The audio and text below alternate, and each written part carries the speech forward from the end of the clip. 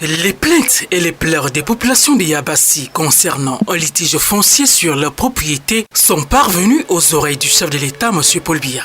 L'affaire remonte aux années 2000 pour un différent opposant. Ces populations est un opérateur économique qui exerce ses activités dans l'illégalité sur un espace de plusieurs milliers d'hectares. Une violation flagrante des dispositions de la loi du 6 juillet 1974 qui a provoqué la descente du ministre des Domaines, du Cadastre et des Affaires foncières dans ce chef-lieu du département d'Unkam, région du littoral. Les collectivités coutumières qui sont détentrices de droits coutumiers avaient prétendu vendre ces droits coutumiers, vendre des terres.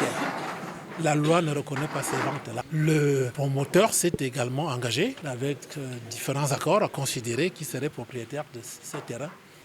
3 000, 4 000, 5 000 hectares de terrain, objets d'activités diverses.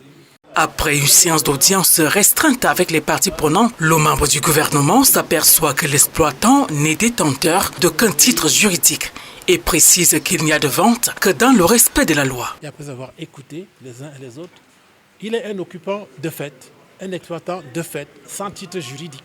Dans la foule, des mesures urgentes ont été prises pour rétablir la paix. Prescrire la suspension des activités de cette CCO, SARL, sans titre juridique. La conciliation des intérêts en présence. Car tel est bel et bien le rôle de l'État. Mais en passant par quoi? Par un état des lieux sur la situation actuelle que je prescrirai formellement pour voir sur quel site installer quoi. Rechercher par cette conciliation ce qui permet de garantir le développement des activités par des régularisations de procédures. Un soulagement pour les communautés, particulièrement celles du canton Badjoum-Ndokpenda où la structure est logée.